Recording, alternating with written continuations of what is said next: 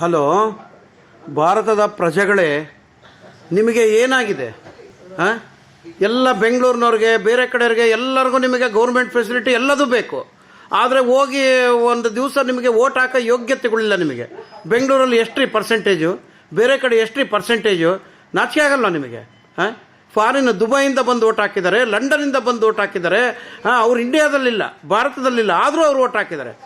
ನಿಮಗೆ ಇಲ್ಲೇ ಇದ್ಕೊಂಡು ಒಂದು 4 ಹೆಜ್ಜೆ ಹೋಗಿ ಓಟ್ ಹಾಕೋಕ್ಕೆ ಇಷ್ಟು ಬೇಸರ. ಹೋಗ್ರಿ, ರಜೆ ಬರುತ್ತೆ, ಎಲ್ಲ ರೆಸಾರ್ಟ್ಸ್ಗಳಿಗೆ ಹೋಗ್ರಿ, ಮಜಾ ಮಾಡಿರಿ. ಆಮೇಲೆ ದೇಶ ಇರುತ್ತೆ ನಿಮಗೆ ಮಾಡುವಂತ್ರಿ. ಆಮೇಲೆ ಅದೇನು ಅಂತೇಳಿ ಏನು ಹೇಳನ್ರಿ ನಿಮಗೆ ನಿಮ್ಮ ಬುದ್ಧಿಗಳಿಗೆ? ಏನು ಪ್ರಜೆಗಳು, ಏನಿದು?